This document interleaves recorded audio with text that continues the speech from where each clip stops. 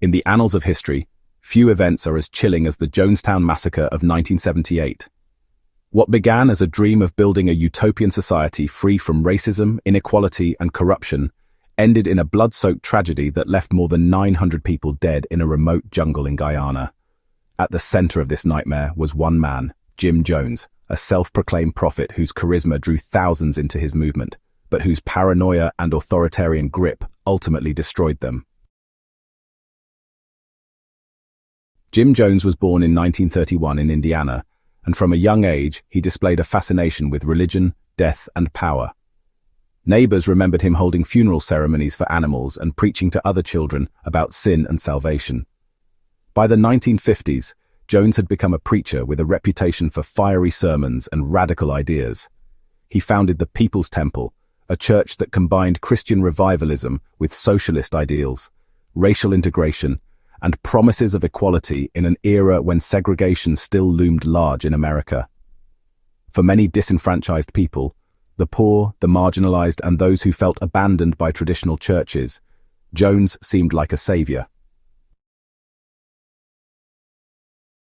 At its height, the People's Temple attracted thousands of members, and Jones was praised by politicians for his activism in civil rights and social justice. But beneath the surface, the church was not the sanctuary it seemed. Former members would later describe it as a cult-like hierarchy, with Jones at the top demanding absolute loyalty. He encouraged members to cut ties with family outside the church, controlled their finances, and subjected them to humiliating loyalty tests. His sermons shifted from preaching about equality to instilling fear of enemies outside, of betrayal within, and of a world that supposedly sought to destroy them. As scrutiny from the media and authorities grew in the 1970s, Jones began to dream of an escape, a place where he could rule without interference. That dream became Jonestown, a settlement carved out of the Guyanese jungle. Thousands of followers uprooted their lives to join him there, believing they were building a paradise on earth. Instead, they entered a nightmare. Life in Jonestown was brutal. Long days of hard labor, poor food, sweltering heat, and constant surveillance. Armed guards patrolled the compound, and Jones's voice echoed over loudspeakers day and night, warning of plots against them and insisting that the outside world wanted to destroy their community. Paranoia became, the lifeblood of Jonestown. Members were forced to participate in what Jones called white nights. These were rehearsals for mass suicide, where they were given drinks they were told contained poison. They were taught that death was, honestly, preferable to surrendering to their enemies. Jones, by now heavily dependent on drugs, became increasingly erratic, speaking for hours about conspiracies, betrayal, and the inevitability of their destruction. The breaking point came in November 1978, when United States Congressman Leo Ryan traveled to Guyana to investigate reports of abuse at Jonestown. At first, Ryan was welcomed, and a few members expressed gratitude. But soon, others quietly slipped him notes begging for help to leave. Realizing the gravity of the situation, Ryan prepared to escort defectors back home. As his group attempted to depart from a nearby airstrip, they were ambushed by Jones's armed guards. Ryan and 4 others were killed in the attack.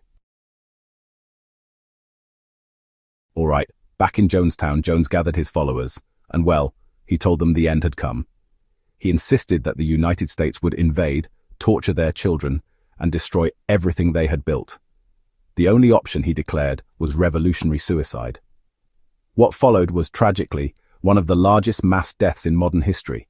Men, women, and children, more than 900 in total, consumed a cyanide-laced drink. Many drank willingly, convinced they were making a noble sacrifice. Others were forced, injected, or held down as poison was administered. The chilling sound of crying children and desperate pleas was recorded on tape, capturing the last moments of Jonestown. On November 18, 1978, the world awoke to the horrifying images. Rows of bodies sprawled across the jungle floor, arms around one another, as if clinging to their families in their final moments. At the center was Jim Jones himself, dead from a gunshot wound to the head. Whether it was suicide or murder remains debated, but his reign ended in the devastation of his followers.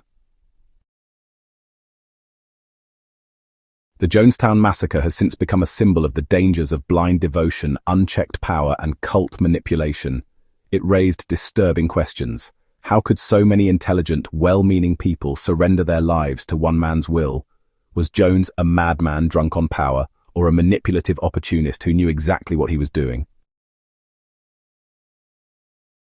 Even today, the phrase, "don't drink the Kool-Aid," though the actual drink was Flavor Aid, is a grim reminder of Jonestown's legacy.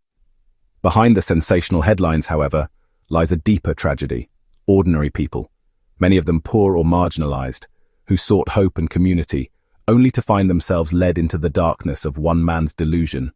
Jonestown remains one of the darkest chapters in history, a story not only of one man's descent into madness, but of the human yearning for belonging, and how that yearning can be twisted into something unimaginably sinister.